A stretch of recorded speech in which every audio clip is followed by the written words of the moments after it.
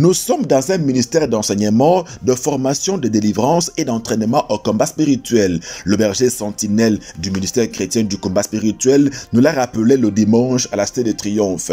Ici a insisté Papa Alain Gabriel Olangui, le couple visionnaire a formé des disciples et des messagers, chacun avec sa portion de grâce et d'onction. Il n'est donc pas question qu'une personne monopolise la chair de Dieu.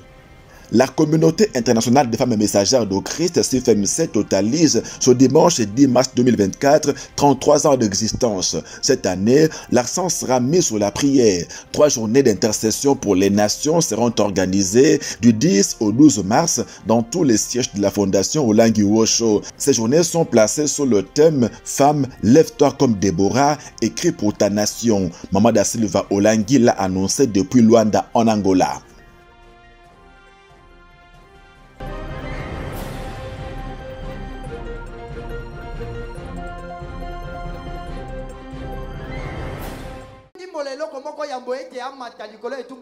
Papa Boutalale.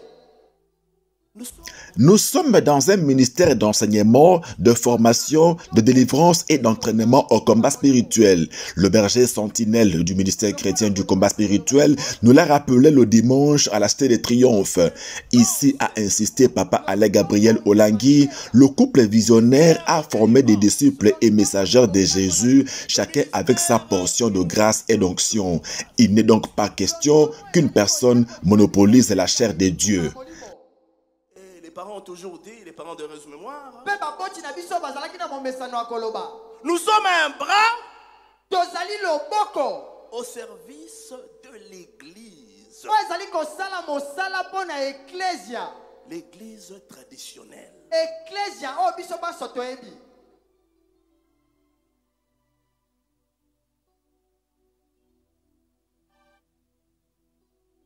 Les parents à qui Dieu a donné la vision et la mission de ce grand ministère. Combien de fois ils se sont assis en train de contempler leurs enfants du haut de la chair.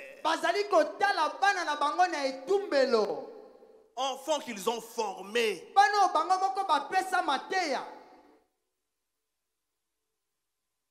Enfants qu'ils ont nourris. Enfants qu'ils ont abreuvés.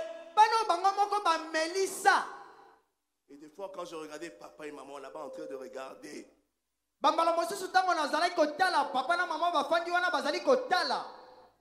leurs enfants en train de développer.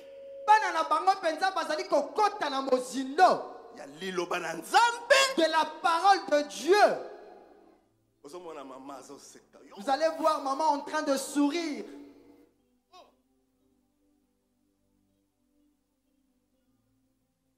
Les parents voulaient se rassurer.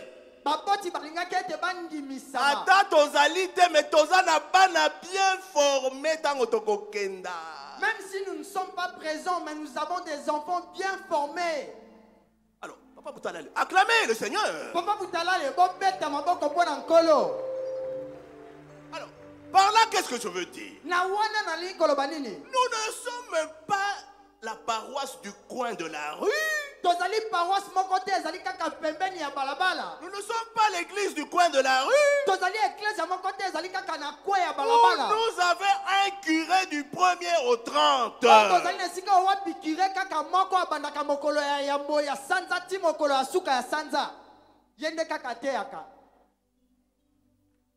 Papa et Maman Olangui nous ont non seulement tracé le chemin, mais ils nous y ont engagés.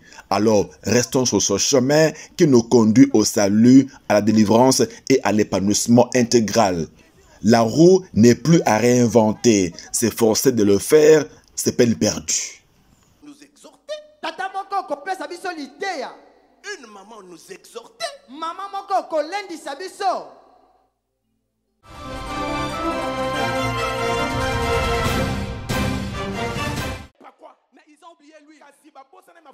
Veillons et donc rachetons le temps car les jours sont mauvais. C'est le thème autour duquel a gravité l'adoration de ce dimanche 3 mars dans tous les sièges de la Fondation Olangi Osho.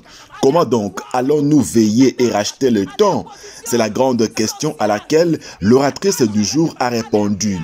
Se fondant sur Ephésiens 5, du 15e au 16e verset, Maman Joël Chako a mis en évidence la conduite avec circonspection comme des sages et non comme des insensés. Elle a approfondi sa réponse à travers la parabole de 10 vierges telle que relatée par le Seigneur Jésus, notamment dans Matthieu 25.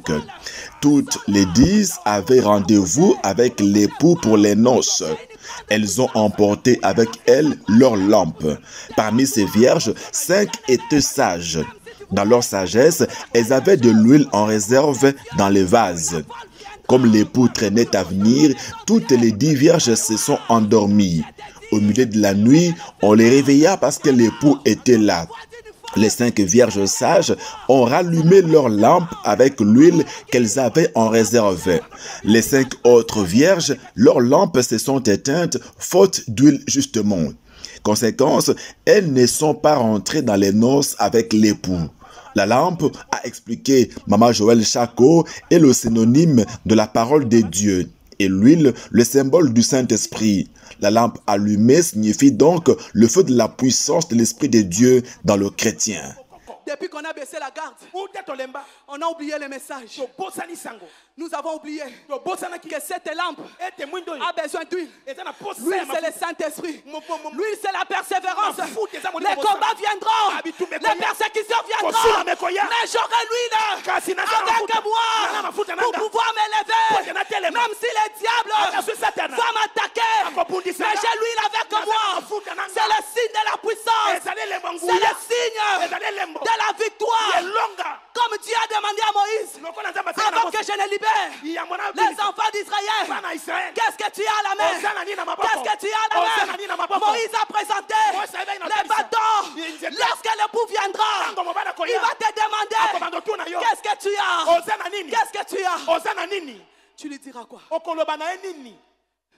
Les folles sont ceux qui sont dépouillés. Le diable les a dépouillés. Ils ont perdu leur valeur spirituelle qu'ils avaient. Maintenant, notre cher papa, berger, sentinelle, je ne peux pas te le cacher, papa. Maintenant, il y a maintenant la confusion. Dans la rue, dans les supermarchés, dans les marchés, on s'habille comme des folles. On se vêtit comme des folles. On se maquille comme des folles. On s'est plongé au siècle présent. Le désir de la chair, papa, nous a dominés. Le désir de la chair nous a assujettis, papa. Voilà pourquoi la mort entre.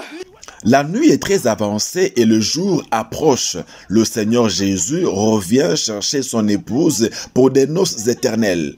Alors réveillons-nous, gardons nos lampes allumées dans l'intimité avec le Saint-Esprit pour que nous ne manquions pas ce grand rendez-vous.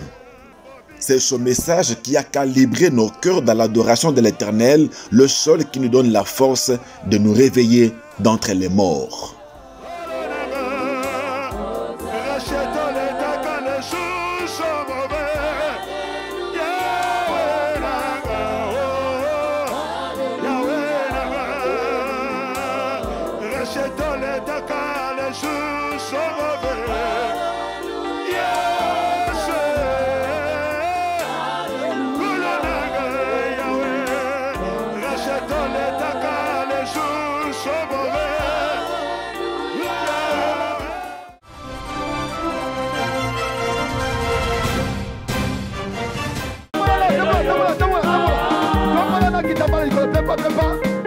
La communauté internationale des femmes messagères de Christ totalise ce dimanche 10 mars 2024 33 ans d'existence.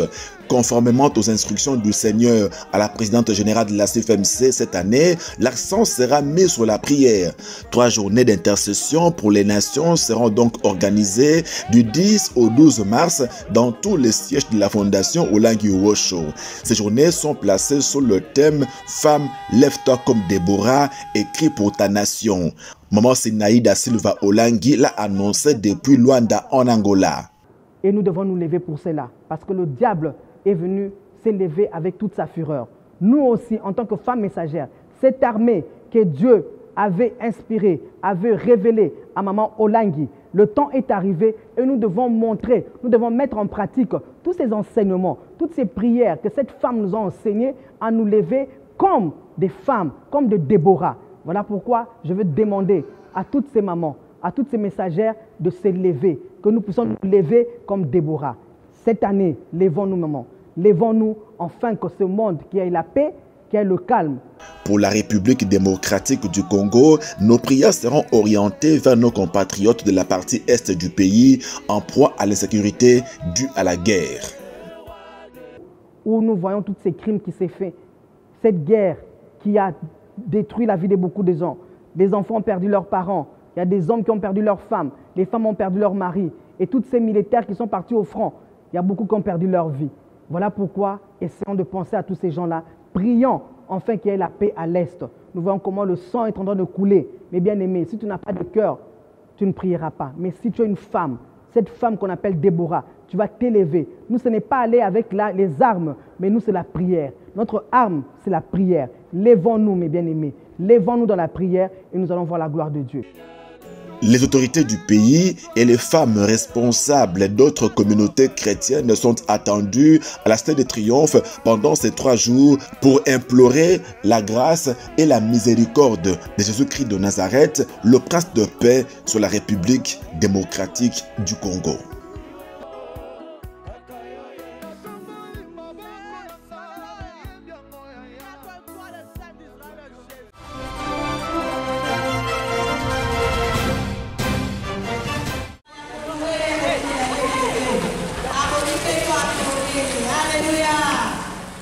En séjour dernièrement dans la ville de Kisangani, de la province RD congolaise de la Chopo, en sa qualité d'évêque général de l'église du Réveil du Congo ERC, le disciple de Jésus, Papa Paul David Olangi, ne pouvait que communier spirituellement avec ses frères et sœurs du ministère chrétien du combat spirituel.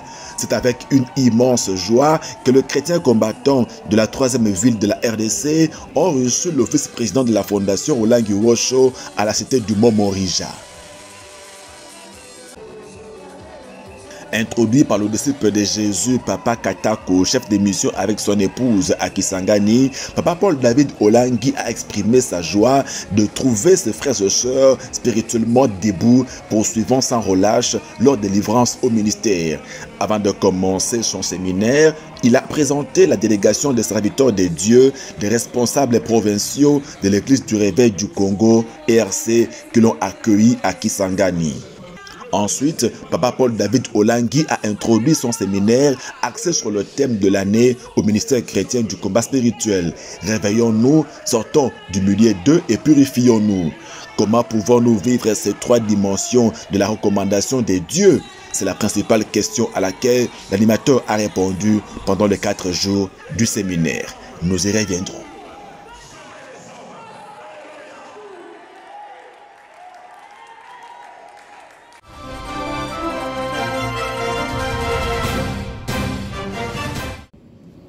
Je voyais seulement, j'apprenais seulement qu'il y a un groupe qui est parti au Maroc. Durant son séjour de soutien à la renaissance du siège de la fondation Olangi Wosho de Bruxelles, le disciple de Jésus et chef de mission à Birmingham en Angleterre ne pouvait que passer un temps d'exhortation et de prière avec ses frères et sœurs de la capitale belge. Papa Jean-Pierre Muganza a animé le week-end dernier une journée de prière axée sur le thème de l'année au ministère chrétien du combat spirituel. Réveillons-nous, sortons du milieu d'eux et purifions-nous. Le disciple a introduit son intervention par des mots d'encouragement aux chrétiens combattants de Bruxelles pour leur fidélité et loyauté au Dieu de papa et maman Olangi. Il les a fortifiés pour la suite du processus judiciaire, non sans les rassurer du soutien spirituel de leurs frères et sœurs de Birmingham. Quant au fond de son intervention, papa Jean-Pierre Muganza a rappelé qu'il n'est pas aisé de se réveiller spirituellement, de sortir du milieu des infidèles et de se purifier.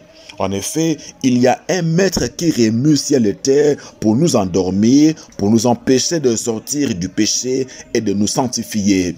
Il s'agit bien entendu du diable qui tire profit de notre état de sommeil spirituel en ce sens qu'il nous éloigne de Dieu en même temps que cet état de mort spirituelle nous rend vulnérables aux attaques du monde des ténèbres. Le chef de mission de Birmingham a convié les participants à être vent debout contre le système mis en place par l'ennemi pour les endormir spirituellement. Avec l'aide du Saint-Esprit, a atterri Papa Muganza, c'est possible de détruire ce système selon que l'Écriture nous rassure que les ténèbres ne régneront pas toujours sur la terre maintenant où il y a des angoisses. Si les temps passés ont couvert d'opprobre le pays des Zabulons et le pays de Nephtali, les temps à venir couvriront de gloire la contrée voisine de la mer au-delà du Jourdain, le territoire des gentils. Ésaïe 8, 23.